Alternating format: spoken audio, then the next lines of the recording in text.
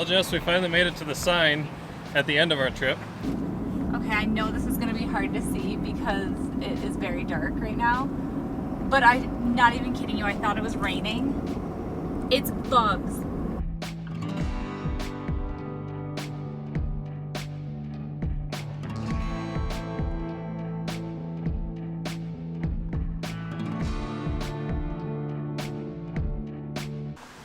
Good morning. We are in Fort Nelson, Canada.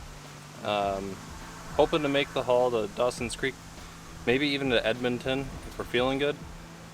And yesterday on the way here, we stopped for fuel and we noticed a quite major problem.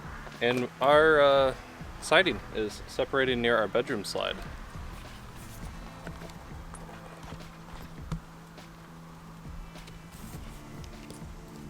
You can see right here, I can get my finger in there and I'll brighten this up a bit.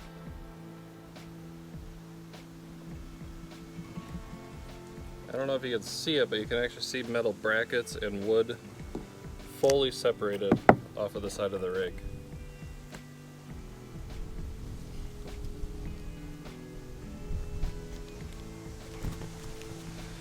Now when the slide is in is when it bulges out, but you put the slide out and it actually goes back in. So not 100% sure what's going on. We think the bedroom slide itself might be crooked because we've noticed it's starting to press on the floor as well.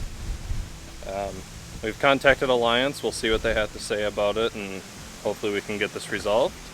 But for now, my quick fix, because we have thousands of miles to go. RV roof tape. I always recommend carrying a roll of that.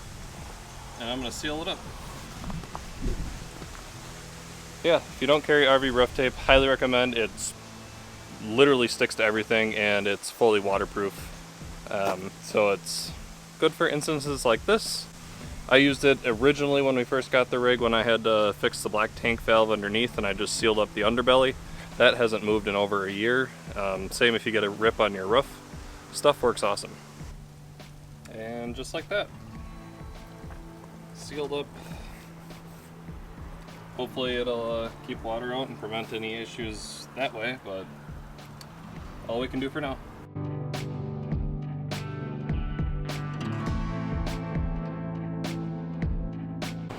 Well, Jess, we finally made it to the sign at the end of our trip. It's sad. I want to see what our rig looked like beforehand. We already did the whole highway already, front all the way to and all the way back, and we're dirty now.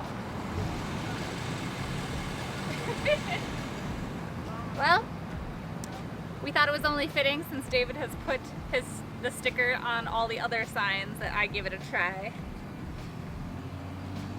If I can get it. Alright. It's harder to peel off than it looks, isn't it? A little bit. Alright. It's pretty plastered, so I think we can just pick a spot. Yeah? Alright, let's try to go somewhere where we're not too terribly... What about the other side? Look at that.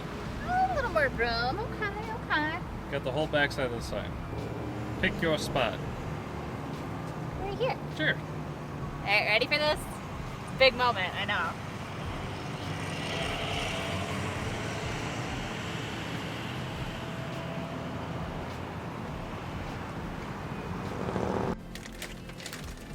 Made it to the Alaska mile marker 0 sign. Towards the end of our leg. Literally almost the end of our leg. We did this whole trip in reverse, as you know, because the Elcan originally washed out, so we took the Stewart Cassier Highway on the way up, which was actually really cool to see both sides of it. And this works out way better for us anyway, since we're heading back home towards Wisconsin. So it worked out good. I'm glad we got to see both. Yeah. Because we got to experience both, so now we kind of have an idea of like if we ever wanted to do this trek again, which way would we prefer? Personally, the Alaskan Highway all the way up to like Watson Lake, we saw more wildlife. Yeah, definitely more wildlife. Yeah. They're both scenic in their own aspects. They are. The Stewart Cassier is definitely more mountainous. More mountainous, more heavily forested too. Yeah. Like the boondocking areas where you just want to pull off and you boondock for a night. They were totally cool, but they were like very, very remote. It was like woods all around you. That's where we saw our first grizzly bear, which was super cool. So I mean, there's pros and cons, but I felt like this way, you know, taking the Alaskan Highway all the way back down, all the way up to Watson Lake, at some points you're on top and you can see the like vast valleys and stuff. So that was cool. I'm getting you water. Calm down. Now we start the last leg. Like maybe 3 days, 4 days. I don't know yet. I looked at the map.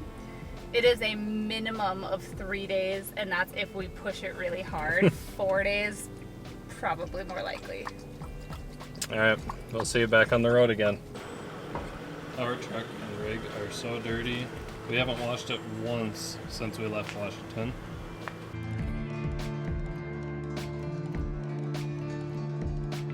We're hoping to find a blue beacon in North Dakota, because this needs to be pre-washed before we even wash it when we go.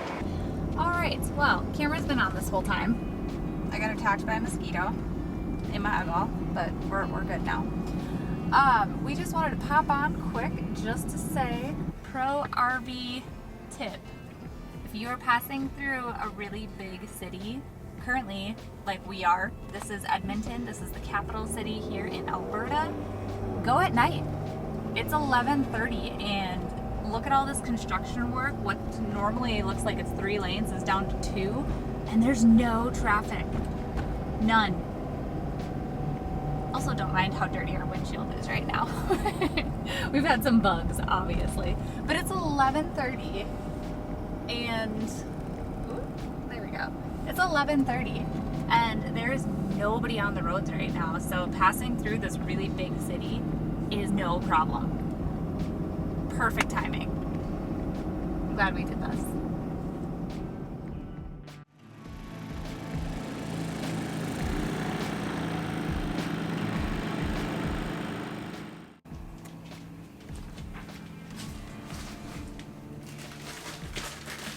This is one nice part about traveling with your house, though.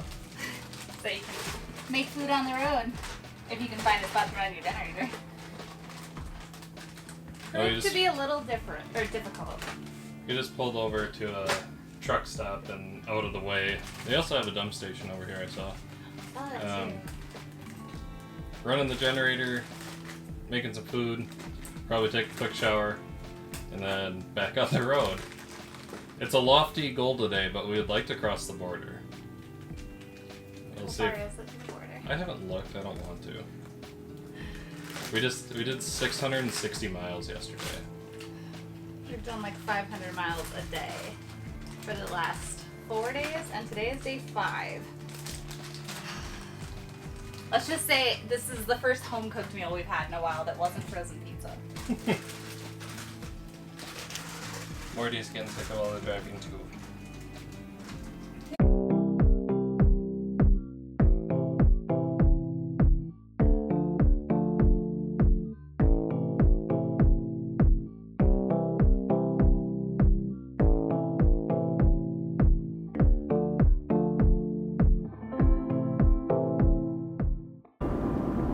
Apologies for the darkness, but I thought I would inform you all that we are officially back in the U.S. The lower 48 U.S. Hey, North Dakota. Oh, I can't even see you. You're so dark. North Dakota. Oh, it feels good to be almost home. Okay, I know this is going to be hard to see because it is very dark right now. But I'm not even kidding you. I thought it was raining. It's bugs. It is bugs. Our windshields were clean last time we filled up on fuel. Oh my god, that's so gross. It sounds like rain. It sounds like rain.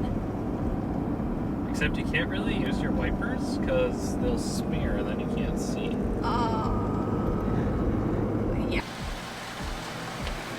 I've never had to stop and pull over to clean bugs. Yeah, this is gross.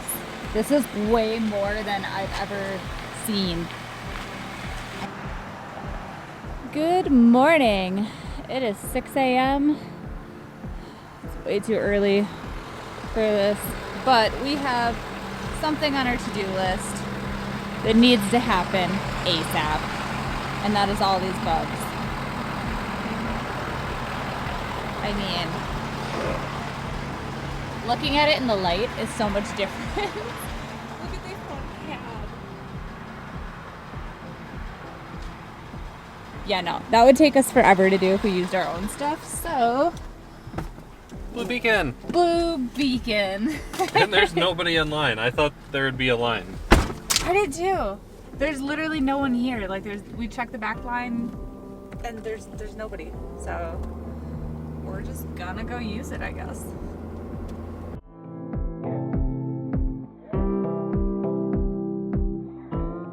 Blue Beacon's for the win. It's not perfect, but you can see the paint and the grill. It got all those bugs off. Yeah, honestly. We still got some tar residue and stuff, but I mean, A ton of tar in the back. we're almost 7,000 miles of this and tar everywhere, so I'll have to get a little bit more detailed. But yeah, way better. I don't know what that little hole is from. Yeah, we discovered a new battle wound too yesterday. We don't know what put a hole in here, but something did.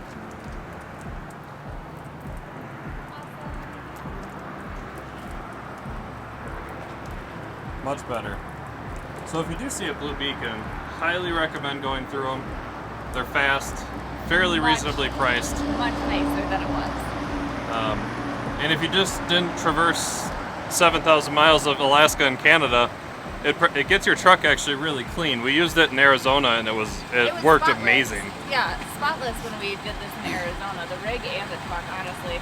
But I mean, the front cap, that's where all the bugs and nastiness was, and that's spotless now, so there's a few, but Nothing we can't handle now. no.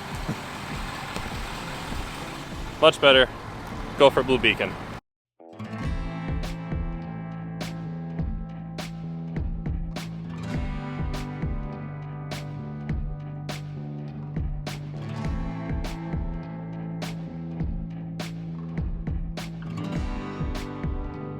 All right, we're back home. Sorry, battery died. And we've been in contact with Alliance about getting that hole in the side of the RV near the bedroom slide repaired. They don't think it's a chassis break, and they think it might just be that one of the side panel welds have broken loose, which is on the better side of news. But it sounds like we'll be able to head down there around December and get that repaired at the factory. So we will definitely keep you updated on that. Thankfully it'll be stationary though, so it shouldn't get any more stress or wear on that until we move again. And the next projects are involving Pearl. As you know, we have busted our windshield. Oh, too bright there. We have broken the windshield on the Alaskan. I got that scheduled to come get replaced. And also, as you can see, we are now missing our fender flares and mud flaps.